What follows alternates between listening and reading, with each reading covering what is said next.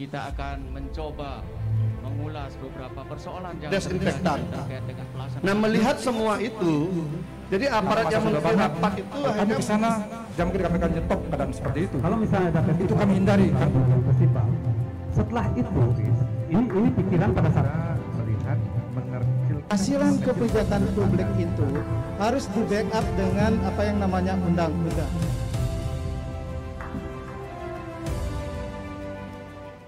Baik, terima kasih rekan-rekan kerabat kerja Guntur Global Media. Pemirsa, pagi ini kita kembali berjumpa dalam obrolan spesial dengan topik PPDB antara zonasi dan gengsi. Untuk itu kami menghadirkan narasumber hari ini. Beliau masing-masing PLT, Kepala Dinas Pendidikan, Pemuda dan Olahraga Kabupaten Buleleng, Bapak Made Astike SPD MM. Selamat pagi Pak Astike.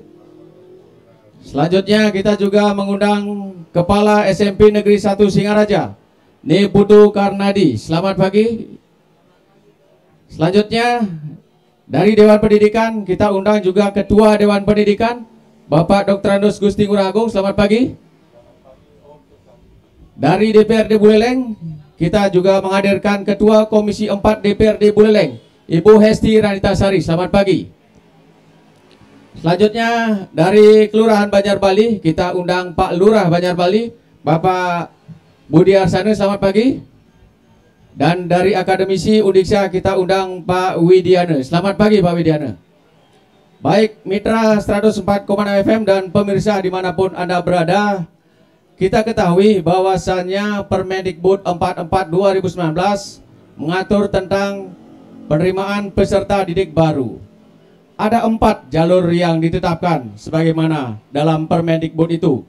Di antaranya jalur zonasi, kemudian jalur afirmasi, jalur prestasi dan juga jalur perpindahan orang tua. Kita ke PLT Kadisdikpora, Pak Made Astike terlebih dulu.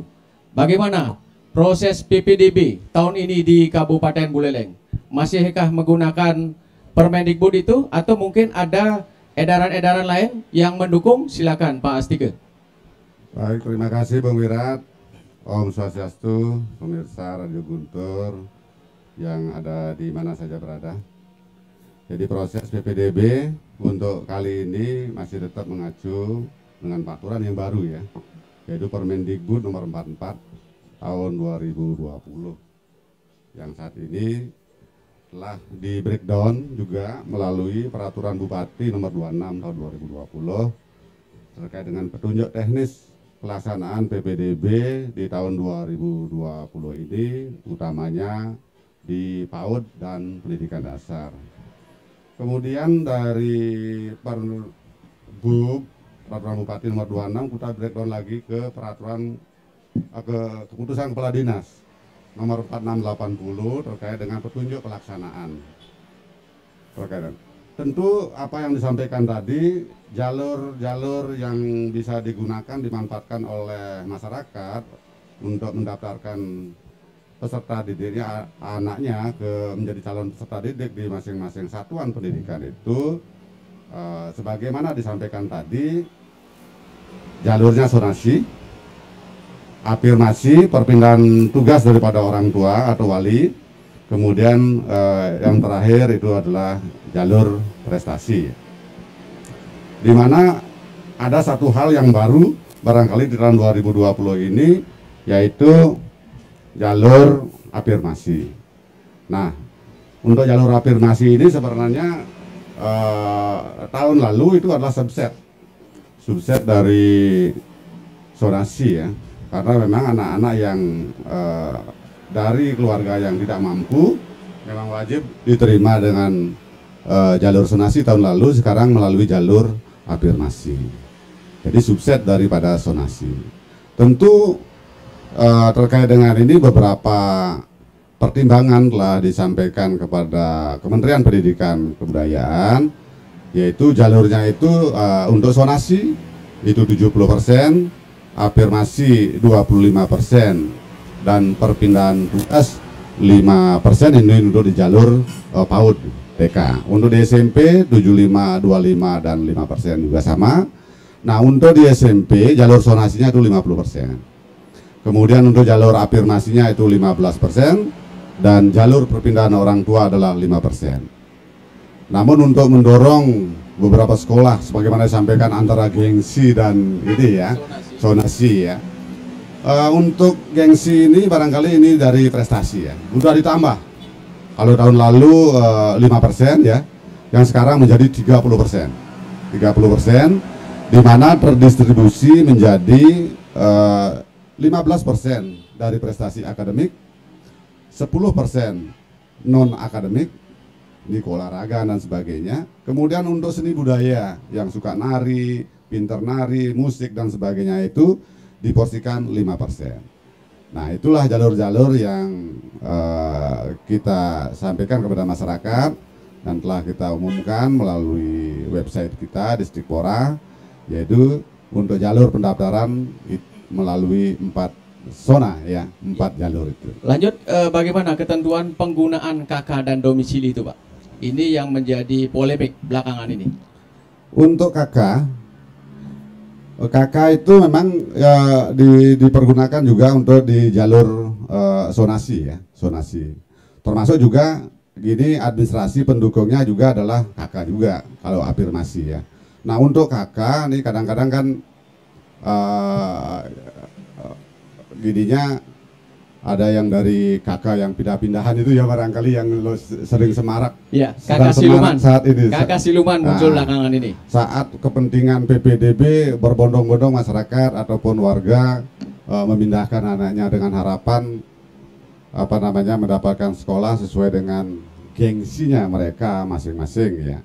Nah, inilah yang perlu menjadi topik kita hari ini, jadi yang perlu kita cermati. Barangkali nanti beberapa pihak terkait juga harus memikirkan juga dengan hal-hal seperti ini ya. Kalau menurut kami untuk yang KK, sebenarnya tidak perlu lagi lah berbondong-bondong mencari bagaimana seorang siswa itu yang memiliki prestasi itu membangun sekolahnya, bukan sekolahnya yang baik ini yang sudah punya prestasi dikejar, tapi bagaimana seorang siswa bisa membangun sekolahnya itu menjadi sekolah-sekolah yang berprestasi. Saya pikir seperti itu untuk ini.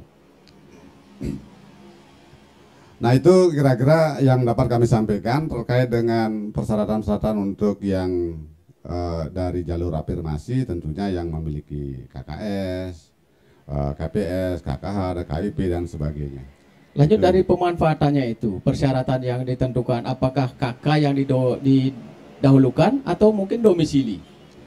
Nah, untuk ketentuan terkait dengan KK itu tidak ada ketentuan yang mengatur terkait dengan kapan diterbitkannya KK.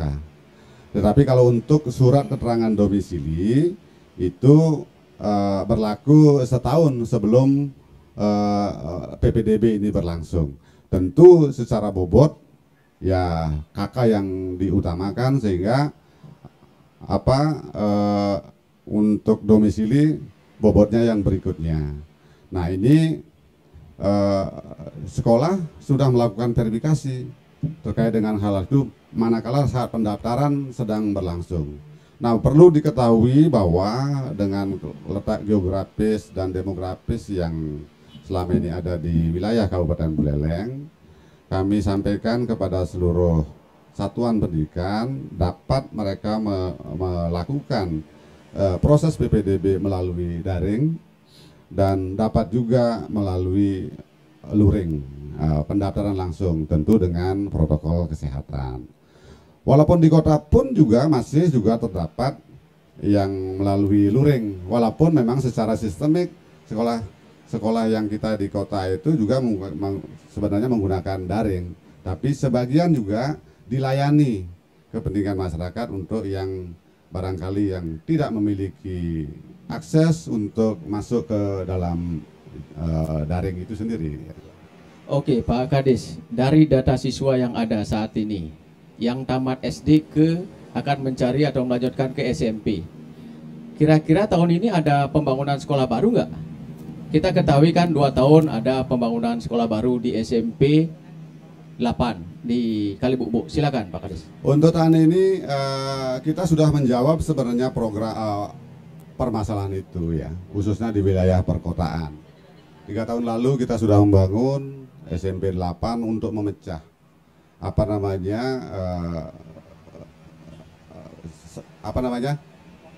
PPDB yang ada di wilayah Banyuasri ke barat.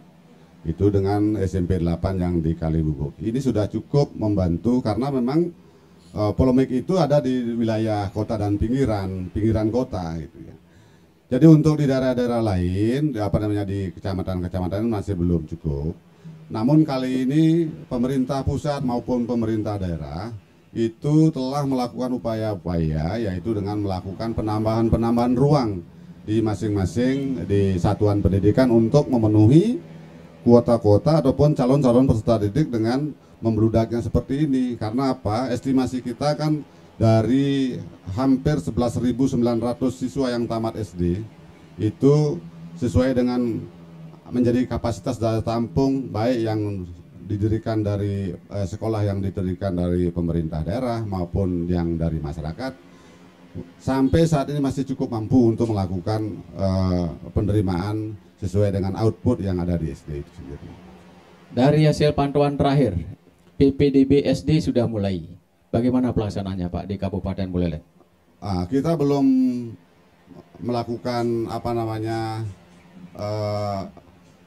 evaluasi karena memang prosesnya sedang berjalan. Memang sudah ada data yang masuk seperti SMP 1 sudah masuk, sudah dari kuota 280 itu hampir sudah ada masuk 340 ya, 340-an. Tentu ini akan melakukan verifikasi dan tugas daripada satuan pendidikan kepala sekolah untuk melakukan verifikasi kembali yang mana layak diterima dan yang mana yang tidak. Oke, baik. Terima kasih Pak Astike, PLT Kadisdikpora Kabupaten Buleleng. Kita beralih sekarang ke Kepala SMP Negeri 1 Singaraja, Ibu Dr. Andani Putu Karnadi MSI. Fakta lapangan, bagaimana Bu? Benarkah keempatnya itu akan bisa dipenuhi? Silakan. Baik, terima kasih Pak Bung Wirat ya. Jadi di lapangan itu kalau kami karena memang di sana kan bukan merendahkan gitu. Jadi kampung kami di situ ya yang Banjar Bali sama Banjar Jawa itu banyak punya KIS terutama di afirmasi. Jadi itu masih bisa, tetapi yang sekarang ini persyaratnya lebih ketat, dia harus punya kartu, itu mungkin akan setengahnya terpenuhi. Kalau tahun-tahun kemarin itu sangat sedikit sekali, banyakkan didukung oleh surat miskin. Nah, di kami kalau untuk kakak asli, itu memang memang sudah dari sejak 3 tahun, itu memang banyak Pak. Jadi kami selalu mengutamakan kakak asli, kemudian kami melihat juga verifikasi dari surat lapor diri, kemudian jarak dari sekolah gitu Pak. Kemudian untuk prestasi ya memang luar biasa. Kami ada sampai saat ini yang daftar prestasi itu 100 per hari ini. Jadi itu sebarannya seluruh Kabupaten Buleleng. Jadi kami sudah punya ancang-ancang bahwa kami hanya mencari prestasi yang ini gitu. Jadi sudah ada sesuai dengan sarana yang kami miliki. Jadi itu. Sudah ada berapa titipan kira-kira yang masuk ke SMP Negeri 1 Singaraja Ibu? Kalau titipan itu tidak ada yang pasti. Dan kami sebenarnya tahun ini kami mencoba untuk daring ya Pak, jadi online. Ketika kami sudah mengumumkan online dengan persyaratan siswa kami itu 9 Romal 228 dengan minimal 50% dari sonasi, kemudian maksimal afirmasi 15%, kemudian maksimal prestasi 30%, kemudian maksimal perpindahan 5%. Itu hampir sekarang ini tumben kami tenang Pak. Jadi yang namanya titipan itu tidak ada. Mungkin masyarakat mindsetnya sudah berpikir dengan SMA kalau sudah online susah gitu. Jadi kami tumben ini agak tenang Pak gitu. Jadi tidak menerima titipan, mungkin semua masyarakat sudah maklum. Dan kebetulan juga ketika kami buka PPDB online ini, itu pos siaga PPDB kami hampir tidak ada kegiatan. Artinya pengaduan-pengaduan itu tidak ada, baik itu tidak bisa masuk, ngakses dan lain sebagainya. Itu artinya siswa yang di wilayah zonasi yang selama ini kami sudah terima selama 3 tahun udah melek IT. Jadi mereka sudah paham betul cara ngakses web SMP 1. Jadi artinya program ini sebagai evaluasi kalau memang kami ke depannya memang akan lebih fokus kepada IT-nya. Terima kasih. Kalau informasi di sekolah-sekolah lain terkadang internetnya di sana down, Bu, di sekolah-sekolah lain. Untuk menyikapi hal itu di SMP 1 bagaimana, Bu? Sehingga tetap kenceng bandwidth-nya di sana. Ya, jadi bandwidth kami itu kami pakai IP public, Pak. Itu yang memang pembayarannya tergantung dari berapa kita perlukan, gitu. Jadi kami selalu memilih momen-momen ketika PPDB kami langsung gandengkan dengan IP public. Nah kebetulan PPDB ini rekanan kami itu memakai bukan punya Telkom tetapi punya Google. Jadi bandwidthnya lebih besar. Kemudian waktu part online kami pakai IP public yang harganya sampai 10 Pak. Jadi tergantung kebutuhan kami. Kalau sehari-hari untuk pembelajaran tidak memakai. Ya. Kalau tahun-tahun ajaran sebelumnya saya dengar SMP Negeri 1 menambah kuota satu kelas gitu. Setiap tahun ajaran baru ini bukan karena titipan, tapi karena sesuatu dan lain hal mungkin nanti Ibu yang menjelaskan. Ya. Tahun ini bagaimana, Bu? Apakah masih ada rencana itu?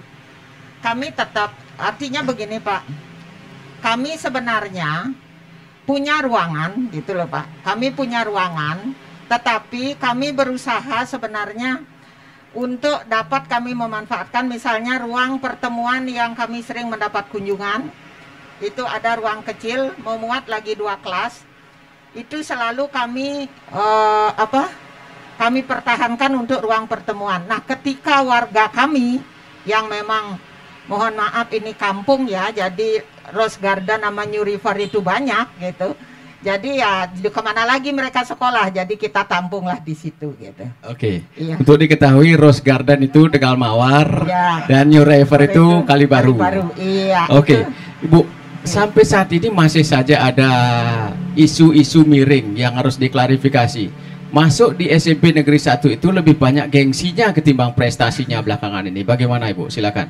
Terima kasih. Tapi ketika orang berkata lebih banyak gengsinya, kenapa mereka rebut kami gitu loh? Karena di sana mungkin yang jelas yang bisa kami dengar itu adalah dari alasan orang tua itu, kenapa ketika zonasi berlangsung sekolah lain hanya di situ saja, kami kok masih tetap melambungkan prestasi terutama di bidang non akademik.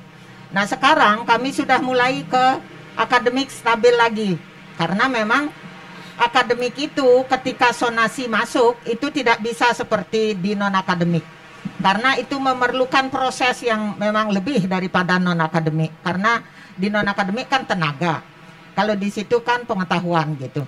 Nah ketika 3 tahun ini berlangsung kami mampu tetap meraih yang terbaik, jadi masyarakat sepertinya berpaling lagi kepada kami. Kalau dulu dia agak miring dengan New River dan Rose Garden. Sekarang mereka udah angkat topi dengan New River sama Rose Garden. Jadi no problem, ada orang itu, kami masuk saja SMP 1 karena berprestasi. Dan itu kami bangga sama anak-anak kami. Mereka memang tidak mampu di bidang non akademik secara maksimal, di bidang akademik secara maksimal, tetapi di non akademik kami sampai diantarkan ke tingkat nasional. Ya, Oke, baik. Terima kasih Bu Karadi, Kepala SMP Negeri 1 Singaraja. Di balik penerimaan siswa baru tahun ini, PPDB ada liku-liku pencarian kakak dan juga domisili, atau mungkin ada istilah baru yang diberlakukan di kalangan para lurah. Tapi sebelumnya kita dengar dulu beberapa iklan berikut ini. Silakan.